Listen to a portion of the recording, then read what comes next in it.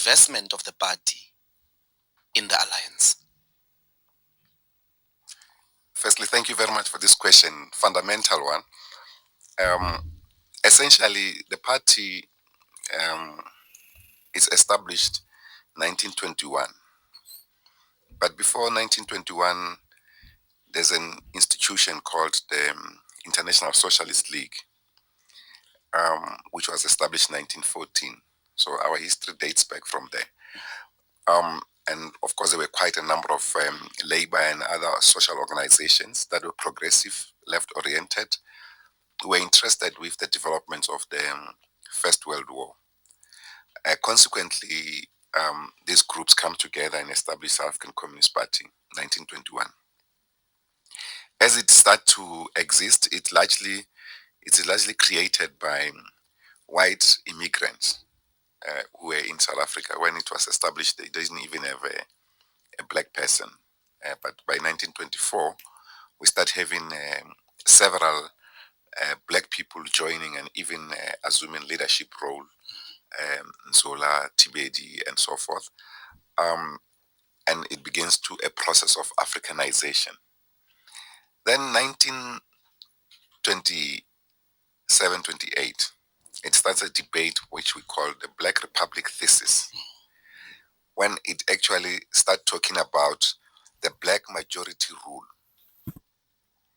So this concept of black majority rule becomes significant in the liberation of our country because at the time, the ANC leaders, the ANC, which was the prominent liberation force, its leaders were making deputations to the Queen in England for what they call the African claims and African demands. In the late 20s. Early 20s, late 20s into the 30s, they kept on making these demands, continuous trips, basically to ask for some social rights. Then the party breaks the kernel of this thing and say, no, what we need is majority rule. This is the basis of the Black Republic thesis. So let the people govern themselves. So then this becomes important in that with this decision, they then needed a black organization. And in this case, the African National Congress was. They then went on to say perhaps one of their first mission is to revolutionize the African National Congress. So our major achievement, or perhaps the first, but the most important, was to revolutionize the African National Congress. To accept that it can't just go and ask for some rights there and there.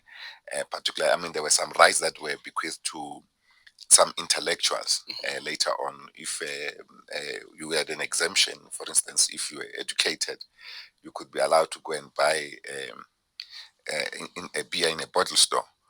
So they then placed this question on the table. And of course, work hard later on to transform the ANC into a non-racial organization. And all other phases of the ANC's life, or the liberation movement's life, the SACP was fully involved, whether it's the establishment of the student movement in the 1920s, it was fully involved. The establishment of the Colored People's Congress, fully involved, and also involved in the Indian congresses, both the Natal and the Transvaal Indian congresses. As you know, Dr. Yusuf Dadu ultimately becomes our chairman, who was also at some point president of the Indian Congress. Of course, the African National Congress itself, they make a lot of influences in this. And this, and the fact that we became the first non-racial organization in South Africa and on the African continent, became a threat both to the colonial and the apartheid government. That's why soon after the Second World War, the apartheid regime, the Nationalist Party, comes into power in 1948, and they start on a process to ban the South African Communist Party through legislation. They went through a long process, the Suppression of Communism Act, which they passed in April 1950. But as they process this act, we already have members of parliament, people like Brian Banton. In fact, Comrade Brian Banton served in that parliament before the banning of the party. and also in the parliament in 1994 after the unbanning of the movement into a democracy.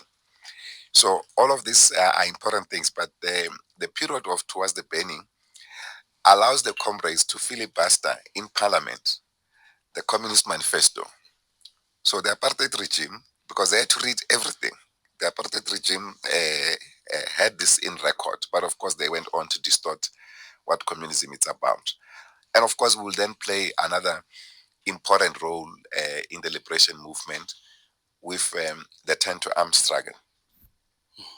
Uh, we we were the leading force towards establishing Umkhonto weSizwe, but even trained people before the ANC took the decision to establish Umkhonto weSizwe. We also even trained President Mandela himself. But it was important that for this broad movement of national liberation, it was given the political leadership role of this organization. As you know, at that time we established Umkhonto weSizwe, which was established as a non-racial organization. The ANC is not yet a non-racial organization. The Freedom Charter has been adopted, but they have not yet taken a decision to go non-racial.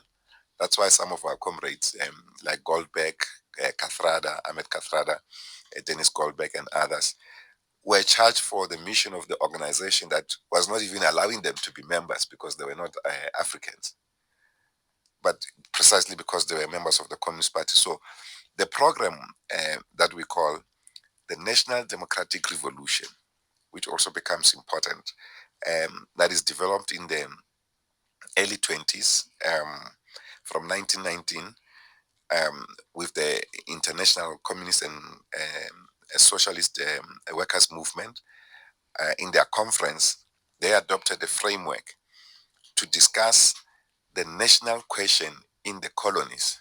In other words, to discuss the problems of colonized people, how they resolve their national independence.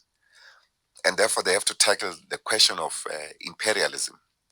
So, in this regard, British imperialism became a major stumbling block for the resolution of the national question in South Africa. So the Communist Party discussed this matter, and this matter is resolved as the National Democratic Revolution. And a lot of debates takes place in this, and very interesting, particularly given the moment that in its resolution, this resolution is actually um, crafted by Lenin.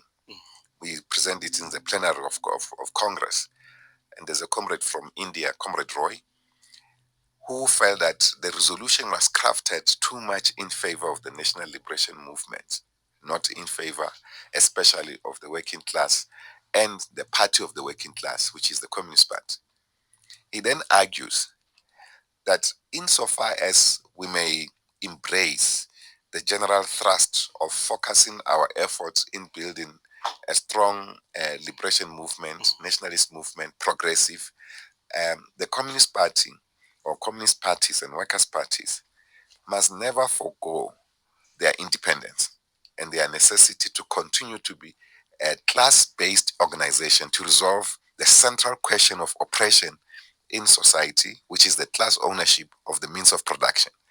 So this question also becomes important in developing the national question or the national liberation movement strategy and its program, which becomes the National Democratic Revolution. Then the South African communists, in their own right, adapted this resolution to the South African condition.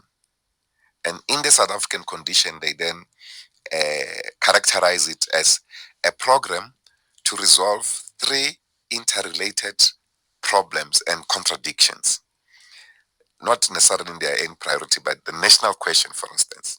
In other words, to end racism and white minority rule in South Africa and create a non-racial society, and to end patriarchy and sexism, which creates unequal power relations between men and women, and therefore a sexism in society, and then create or build a non-sexist society, and equally to build a society of equals in relationship to production, in relationship to the economy.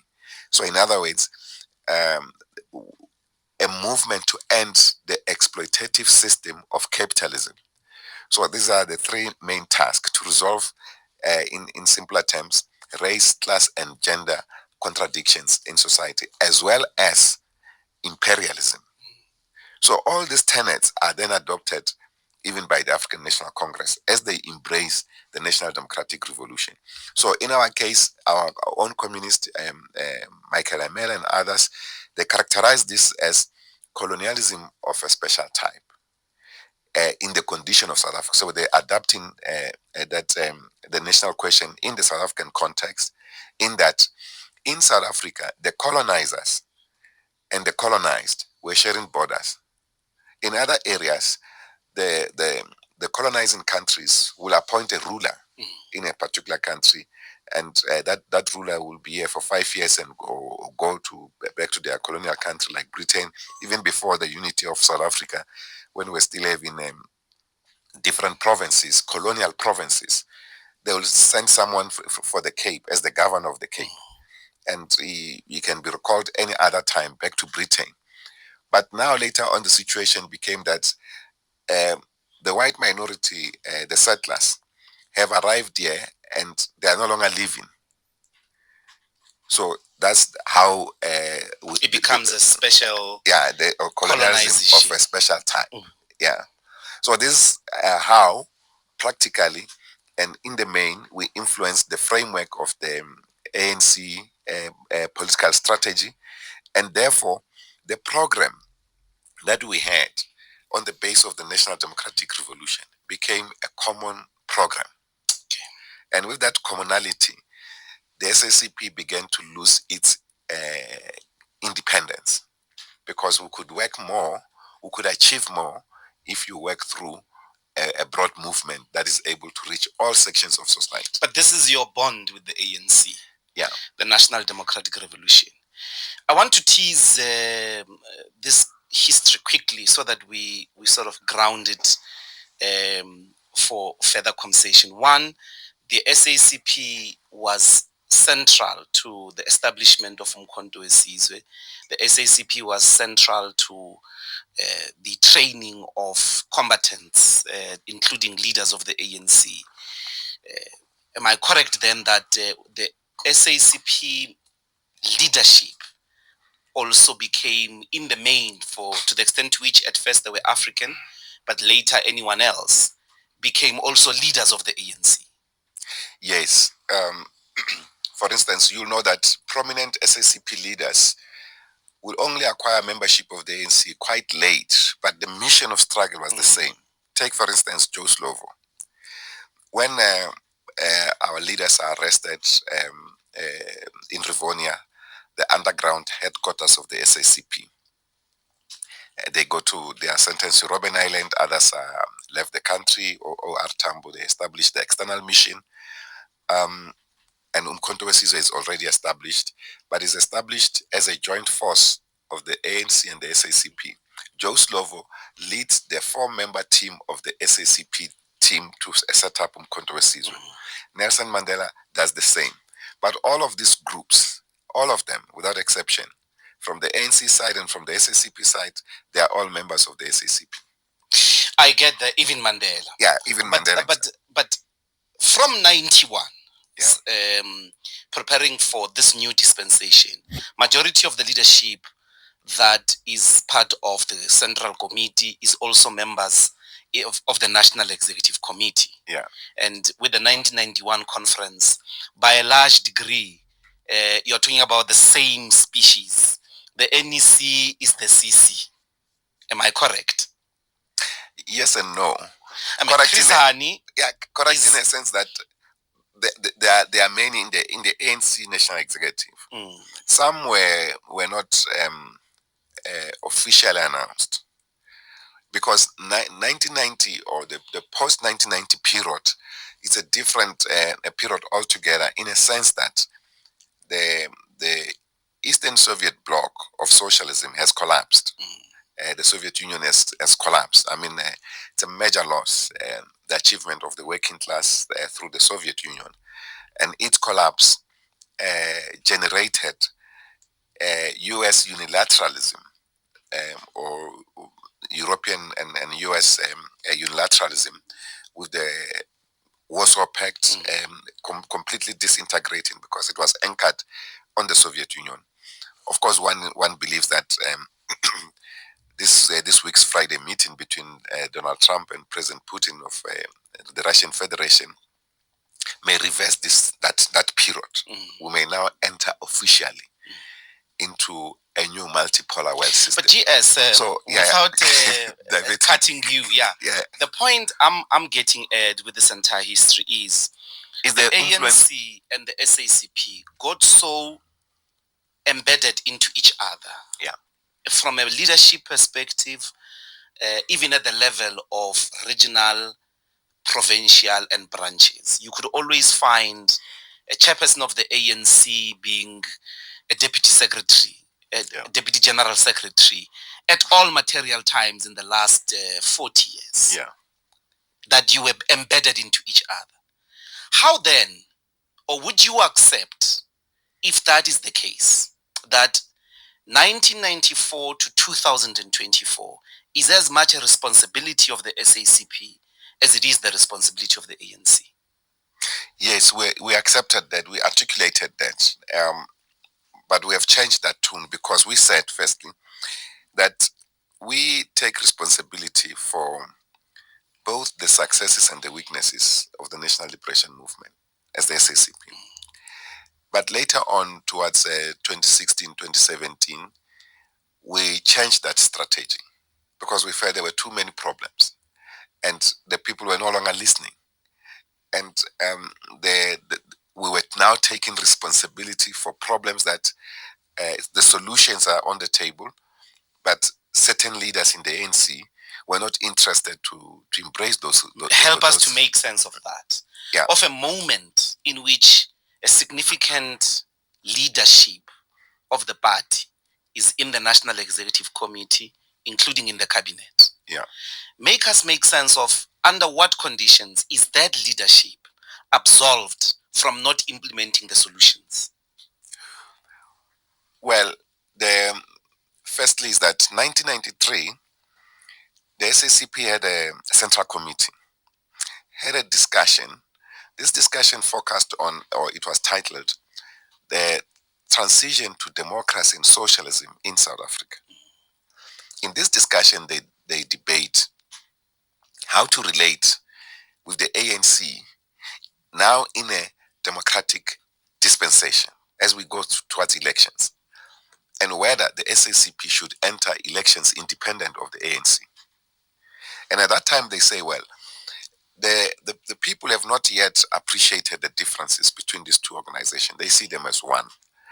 Even our liberation song, Joe Slovo Notambo, Amakerila, and everything else, Chris and Chief of Staff Umkhonto Wesizwe, and this Umkhonto Wesizwe is an army of the ANC because it became known as that, even though we set it up together and actually operated from our own underground headquarters, Rivonia. So they then say, this is not a blank check, but it is important that we appreciate the ANC is a broad movement, national liberation movement. We are a communist party, a vanguard party of the working class. We can vanguard even, if you like, the broad movement. With the General Secretary of the SACP trying to workshop precisely why they want to contest the elections against the ANC. GS, you were explaining, and I wonder if I can fast track the moments here. My central question is, you have this rich history of having built the ANC,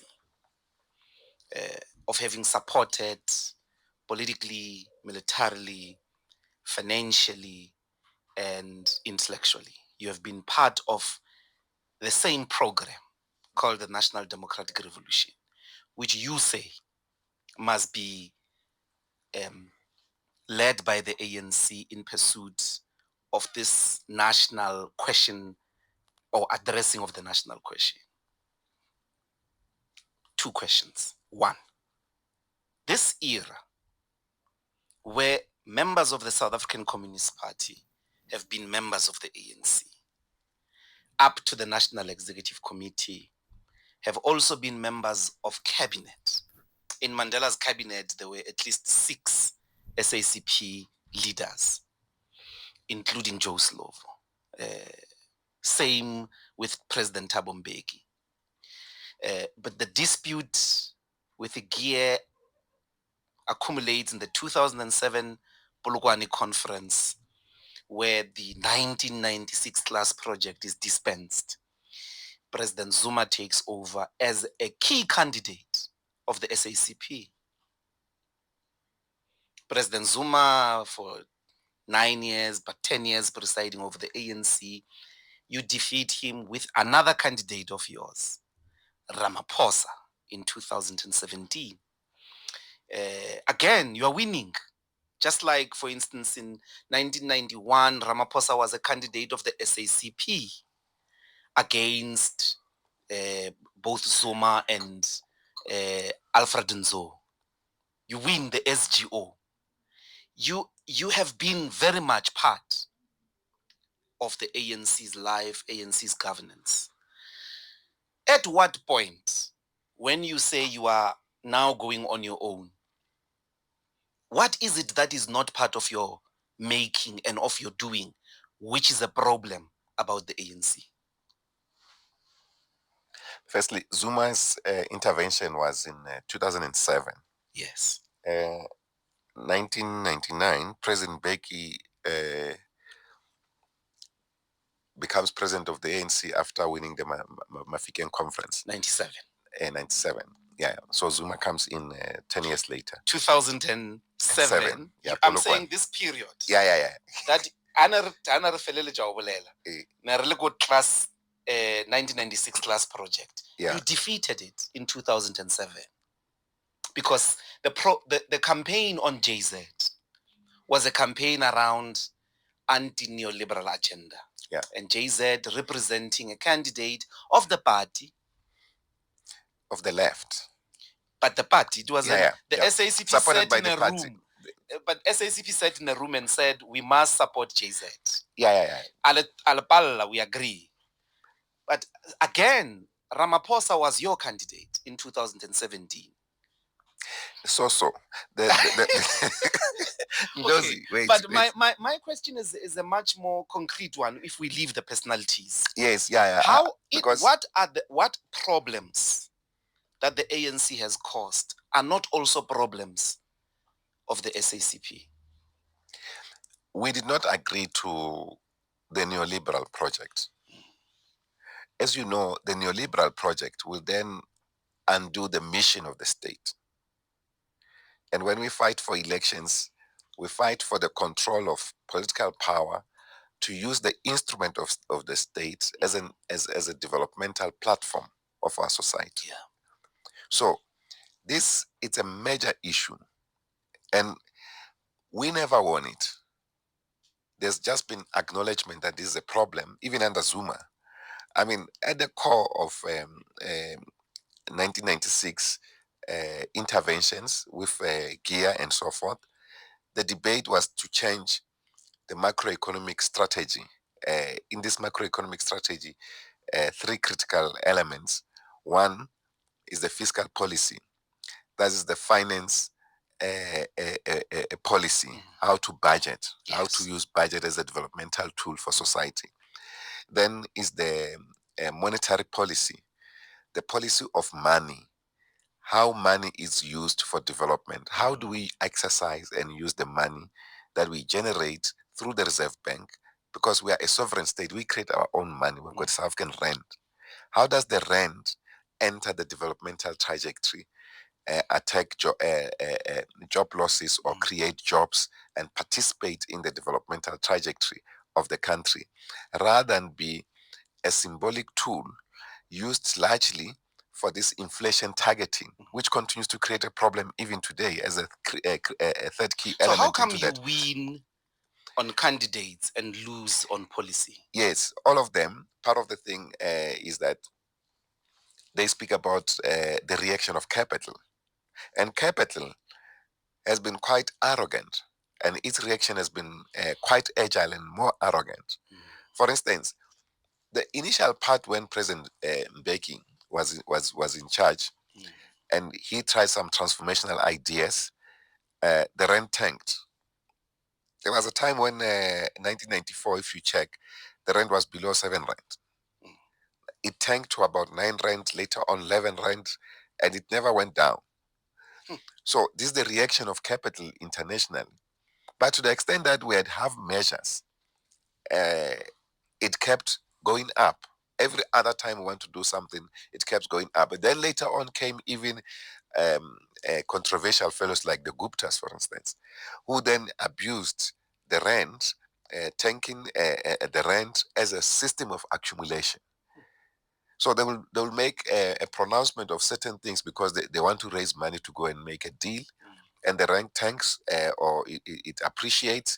Then they make some statements, and then it generates more money. Then they participate in the international market.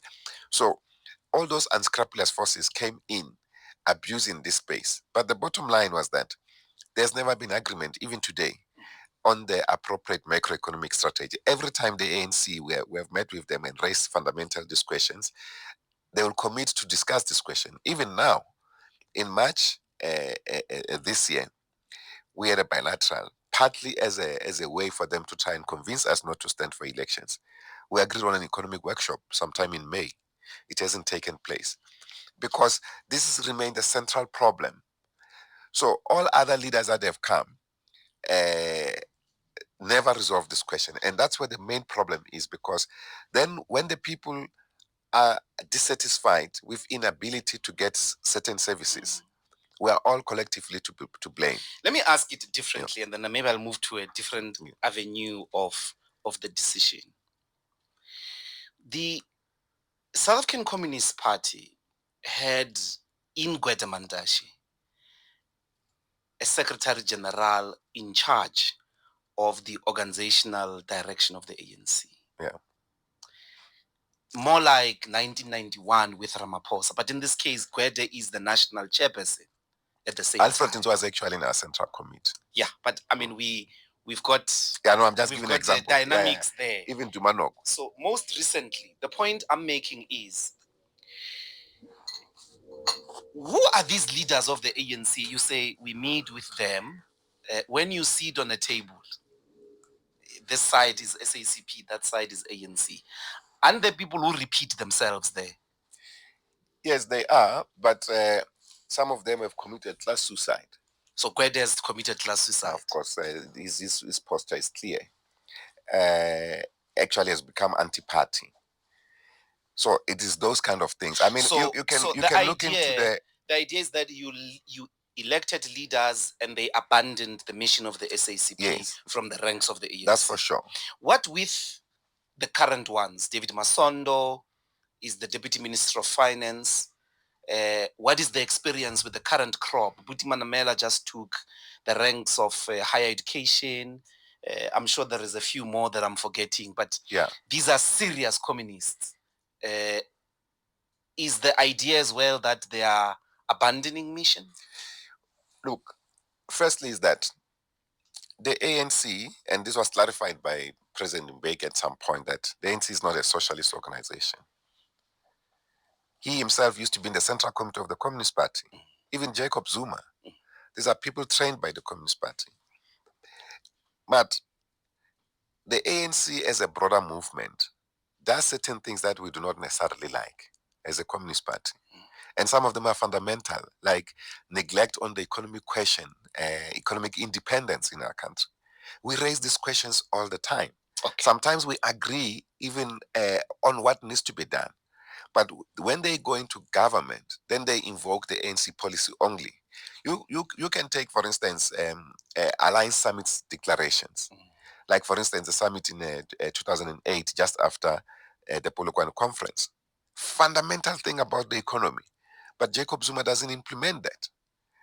So, and by the way, this issue about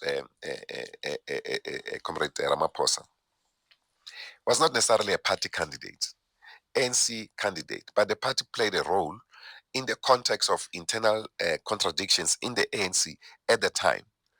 But we went all out for JZ, not all out for Cyril. But we supported him to the extent that he could bring in, if you like, stability, that kind of a thing, was not linked with corruption or anything of that sort. But we now know So the leaders of the SACP are overwhelmed in the ANC and the executive or the cabinet by having to toe the ANC line. That's the explanation. yes, they give that explanation, but I think it's political weakness on their part. Sometimes we have overemphasized the fact that we trained the best, but not necessarily. So the current crop, with the moment of your decision, Yeah. Masondo, Nzimande, Manamela, and others, what is the characterization of their state of involvement in what you call an economic aberration? They are in government under the banner of the African National Congress because of that 1993 decision of the SACP that we will not be autonomous. But to the extent, that's why this decision that we're taking now respond also to that 1993 moment, in which we can see chaos in the national liberation movement. We can see liberalism having overwhelmed the liberation movement. So that is why the movement has become like a party, just petly involved around electoral platforms rather than development of the people. Okay. So that's the biggest thing, because it's also important in Ndlozi to say this thing that Dr. Ndlozi, that we have never had a leader in government accounting to the SACP. They account to the ANC. They account to the ANC. We engage them in different forms. We create a platform to interface with them, to share ideas with them. Not only those who are our members, even others who are not members of the Communist Party, ministers, we can invite them to our meetings and have criticism, engage with them, so that kind of a thing. Blade comes to the Central Committee. Yes. When you try to hold him accountable, he says, I'm accountable to the ANC. That's what essentially he won't say that. He won't say that. We will say to him, we will prefer that you do it in this way. To the extent of his ability, he can. But he still had the final mandate is with the ANC. I see.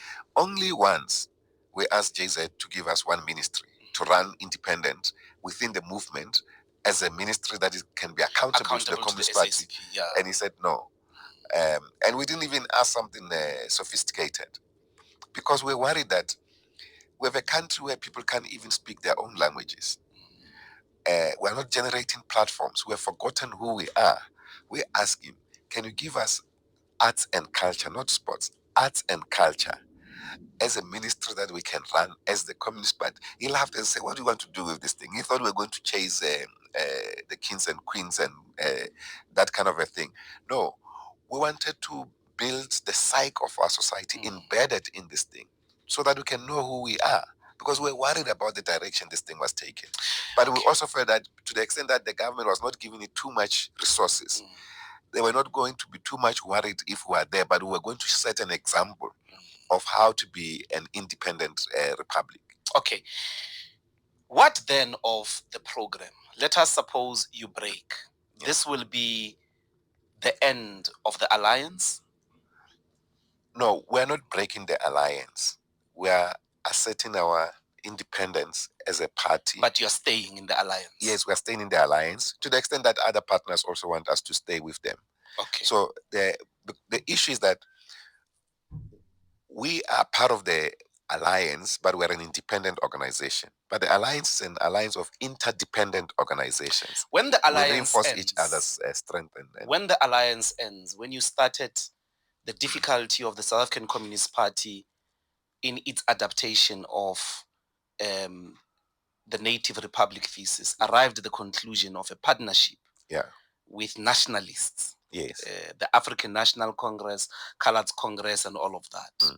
At this stage, will you still be pursuing the National Democratic Revolution now that you are fully Africanized, non-racial, and all of that, or will you be pursuing socialism directly? They are integrated. That's why we always have the relationship between National Democratic Revolution and socialism. In the context of South Africa, the national question has not been fully resolved. Our people have the right to vote, but we still have poverty-stricken people. We still have the land not returned to the rightful owners. Our people still live in poverty. That's not the resolution of the national question. So we will still have to deal with the resolution of the national question, the affirmation of all rights of our people, particularly the African people or the black people in general, as we will like to say, but Africans particularly, who have been the most brutalized over centuries, so that even the generations that comes of African people can feel a sense of independence. You see here, this section, still a white privilege. You need to be an affluent black to stay where we are in the studios. So we have not yet integrated and built a non-racial South Africa, which also remains a mission of the national liberation struggle. So to that extent, there will always be an interface. Our program will still be will interface, but to the extent that the influence of the Communist Party, and I admit this, the influence of the Communist Party, it's waning or it's been taken for granted because we have handed over all power that we have, even the power of the working class, embedded in our responsibility. We have handed it over to the ANC. And if they use this power recklessly, there's nothing we can do except to criticize. Now, we have said, and this is the characterization, if you like, of the new leadership in the Communist Party, that we will not go and just only analyze the problem and see the problem, describe it in many ways, and walk away from it. Our task is to solve the problems. And if our task is to solve the problem, we are not going to have proxies to go and solve the problems for us. You're going to do it directly. We're going to do it directly. That is why, in the meantime, which is, by the way, I will want to invite you one day to visit one of our People's Red Caravan that we are launching in our communities. And it's not an electoral platform, this thing. We started it several years ago before we finalized this decision. But we kicked it out. We started it as pilots. Now we're doing it across the country, where I go and stay in the villages or in the township. But so far we've done 2 villages. Mutlabe village in the northwest. I stayed with the community there, hosted by one family for the whole week with a contingent of volunteers. We did the same in Matibidi in Pumalang. We stay there with the community, we do a community assessment and say, these are challenges facing this particular community. How do we resolve them together, working with that particular community? And one of the things is to tackle the food crisis in our communities. We've already, believe it or not, we've built 3 farms already in these communities. We started this in Mutlabe, but in Matibidi, the farms were much bigger. In one farm, we planted more than 25,000 crops of spinach in 1 week. And we planted more than 10,000 tomatoes. We